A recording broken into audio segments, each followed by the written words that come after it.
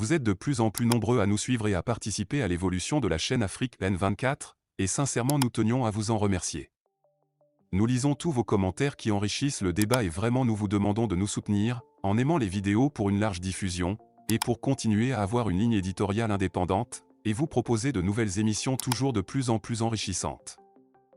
Ne restons pas passifs, soyons actifs. Merci et à bientôt. Togo, Penjal, nouvelle incursion des hommes armés. La menace terroriste s'intensifie, les terroristes avancent vers l'intérieur du pays. La situation sécuritaire dans la région des savanes au Togo continue de se détériorer, marquée par une nouvelle attaque terroriste. Les terroristes, ragaillardis par leur exploit funeste à Kpekpakandi le 20 juillet dernier, poursuivent leur avancée vers l'intérieur du pays, semant la terreur sur leur passage. Leur dernière incursion s'est produite dans la nuit de vendredi, aux environs de 21 h. Un groupe d'environ 30 individus armés a fait irruption dans le village de Kankan-Mombiou, situé dans la commune de Kpenjal Ouest 2, non loin de Namunjoga. Selon plusieurs sources contactées par la rédaction, les habitants, principalement les hommes, ont fui pour se cacher dès l'arrivée des assaillants. Le village a été méthodiquement fouillé, et plus d'une quarantaine de téléphones portables ont été volés. Les terroristes ont donné l'ordre aux femmes de dire à leurs époux de ne plus être présents dans le village à leur retour prévu pour ce dimanche, renforçant ainsi le climat de terreur et d'incertitude parmi les habitants. Pour rappel, ces mêmes hommes armés avaient attaqué une position avancée des forces de défense et de sécurité, FDS, togolaises à Kpekpakandi le 20 juillet, causant plusieurs morts et des dégâts matériels considérables. La situation ne fait qu'empirer, et la menace terroriste semble se déplacer inexorablement vers le cœur du pays. Hier, en milieu de journée, un paysan a été assassiné à Banangandi dans le canton de Ponou alors qu'il travaillait dans son champ avec sa femme et son enfant. Les deux derniers ont réussi à s'échapper, mais cet acte tragique a laissé le village sous le choc. Banangandi avait déjà été évacué depuis juillet 2022, suite à des menaces similaires. Une progression alarmante des terroristes vers le cœur du Togo. Les récentes attaques témoignent d'une progression inquiétante des terroristes vers l'intérieur du Togo. Cette avancée soulève de graves préoccupations quant à la capacité des forces de sécurité à contenir la menace et à protéger les populations locales. Les zones rurales et éloignées deviennent de plus en plus vulnérables, et l'efficacité des mesures de sécurité actuelles est remise en question. François Boko, ancien ministre togolais de la Sécurité, a récemment exprimé sa vive préoccupation concernant l'approche actuelle du gouvernement en matière de sécurité. Il a indiqué que rien ne se fait pour renforcer la capacité de défense des militaires au front. Tout l'arsenal est déployé pour protéger fort, laissant ainsi les forces de sécurité sur le terrain mal équipées et vulnérables face à l'avancée des terroristes.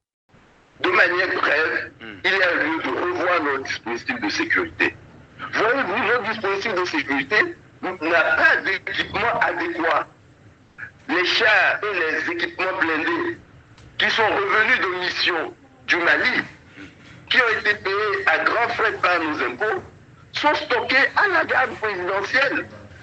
Pourquoi? Parce que Fournier craint que s'il libère ces équipements pour qu'ils aillent sur le théâtre d'opération, ces équipements peuvent se retourner contre lui. Il faut revoir le dispositif, donner les moyens d'action à ce dispositif. Voilà. Et deuxièmement, c'est important, il faut un dispositif avancé, un dispositif de renseignement avancé dans l'espace territorial de l'ennemi.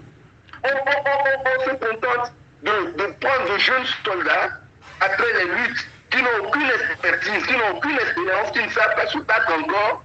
On les transporte sur les frontières au niveau des théâtres d'opération, sans matériel, sans commandement réel. Et figurez-vous, on ne les met pas ensemble, on les connecte comme ça, alors qu'une unité militaire, c'est une unité organique. C'est tellement important qu'il faut préciser quelque chose. Rien n'est fait sur les théâtres d'opération au jour d'aujourd'hui. Comment vous pouvez expliquer qu'un petit espace du Togo, au nord du Togo, nous n'arrivons pas à le sécuriser malgré les moyens colossaux que nous mettons? Comment vous pouvez expliquer que pendant que le dispositif n'a pas d'hélicoptère de surveillance, les hélicoptères de surveillance sont en train de faire le tour de la COSA à la recherche d'un ennemi intérieur qui n'existe pas? Les terroristes semblent non seulement renforcer leur présence, mais aussi étendre leur influence en menant des attaques répétées et ciblées. Leur capacité à frapper des villages isolés, À intimider les populations et à infliger des pertes aux forces de sécurité indiquent une organisation et une détermination croissante. Chaque nouvelle attaque accroît leur audace et leur sentiment d'impunité. L'appel à une réaction urgente et concertée. Face à cette situation, une réaction urgente et concertée est nécessaire pour contrer cette menace croissante. Les autorités togolaises, en collaboration avec les partenaires régionaux et internationaux et surtout appuyées par la classe politique endogène, doivent renforcer les capacités des forces de sécurité, améliorer la surveillance et le renseignement, et développer des stratégies efficaces pour prévenir les incursions terroristes. Les habitants des régions touchées ont besoin de protection immédiate et de soutien pour faire face à cette crise. Des initiatives doivent être mises en place pour sécuriser les villages, assurer la présence continue des forces de sécurité et offrir une aide humanitaire aux populations déplacées. La résilience des communautés locales. Malgré la terreur, les communautés locales montrent une résilience remarquable. Les habitants, bien que terrifiés, continuent de s'organiser pour protéger leurs familles et leurs moyens de subsistance.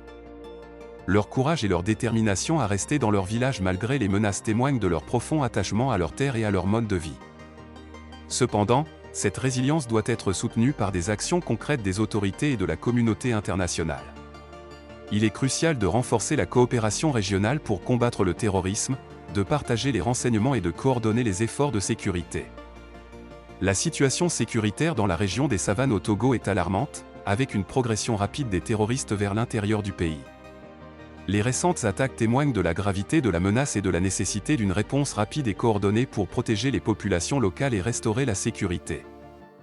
Les journalistes togolais ont un rôle essentiel à jouer en informant et en sensibilisant le public sur ces enjeux cruciaux, sans se laisser intimider par les tentatives de censure ou de répression. Likez la vidéo si ce n'est pas déjà fait. Laissez aussi votre point de vue en commentaire. Abonnez-vous et cliquez aussi sur la petite cloche de notification pour ne rien rater de nos prochaines vidéos. N'oubliez pas de partager aussi la vidéo et de la liker.